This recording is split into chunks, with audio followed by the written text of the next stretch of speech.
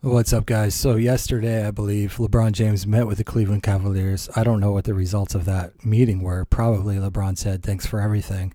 I'm going to explore my options."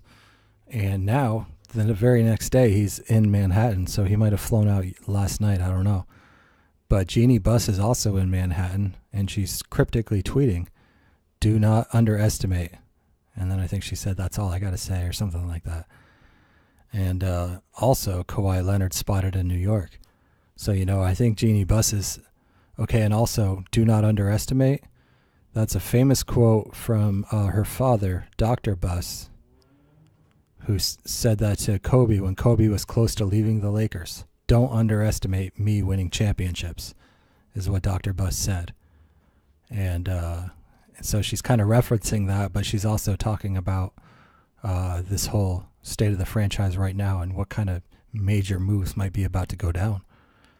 So, in theory, I'm sure that Jeannie Buss and Magic Johnson would love to both sign LeBron James as a free agent and to trade for Kawhi Leonard. They have. The only thing is, I don't think Popovich is going to want to trade Kawhi Leonard to the West. And the other thing is, the Lakers don't really have a bunch of guys who are really Spurs Popovich type players, and they don't even have draft picks really. So maybe some kind of sign and trade with Brook Lopez, but otherwise, they can throw in everything and it's not really going to move the needle too much compared to what a team like the 76ers can offer. So they can throw in Brandon Ingram, who's got 2 years left on his contract. He's a pretty solid player with some solid upside, but he's only got two years left of his rookie deal, and Popovich would have to be really sure about his mental toughness and his ability to develop further. And then you got Kyle Kuzma, who doesn't really seem like much of a Popovich type player, although he's certainly got a lot of scoring ability. But he also plays the same position as LaMarcus Aldridge, and he doesn't play a lick of defense. Then you have Lonzo Ball, who I don't think Popovich wants anything to do with whatsoever. And you got Josh Hart, who Popovich would probably like a lot. But between Josh Hart and Brandon Ingram and a sign and trade of Brook Lopez, maybe that gets it done. But on the same hand, Popovich isn't exactly trying to create the next Lakers super team, is he? He's not exactly trying to set up the Lakers to get Kawhi Leonard and then get LeBron James as well for a dynasty for another 4 or 5 years, right? Why would Popovich want to do that just so he can get Brandon freaking Ingram and Josh freaking Hart and Brook freaking Lopez and maybe Kyle freaking Kuzma, right? So anyway, it's that time of year where everyone's meeting up and trying to recruit everybody. I still think LeBron goes to the Lakers regardless, and that's just one more reason why Popovich would not be inclined to want to trade Kawhi to the Lakers. The other thing is Kawhi, he was hanging out in New York a lot anyway, so maybe, even though I had heard he was hanging out in his Los Angeles house, it looks like now he's back in New York, and maybe it's for all these meetings. And the other thing, guys, going on at the exact same time is Tim Duncan just left on a flight to New York City from San Antonio, and Greg Popovich is up in New York City.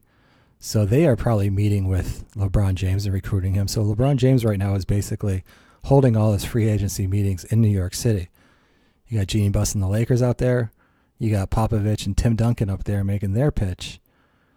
And that'll be really interesting to see what happens. Maybe LeBron opts in to his last year of his contract with the Cleveland Cavaliers.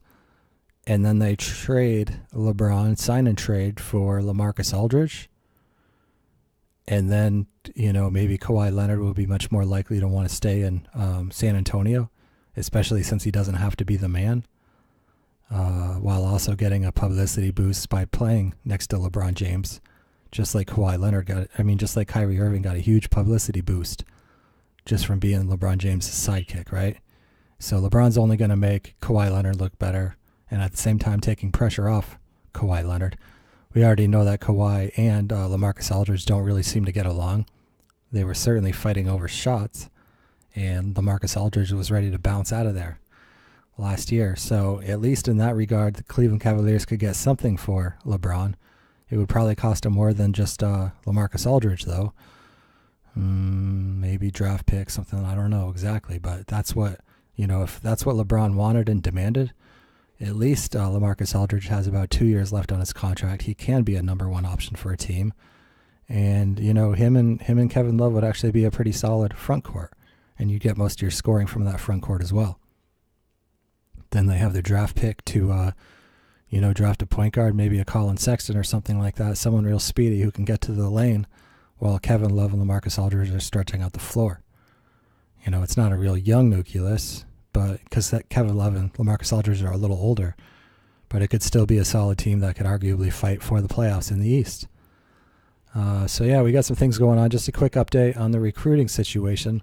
Looks like LeBron is holding his meetings in Manhattan rather than the Hamptons, like Kevin Durant was doing a couple of years ago.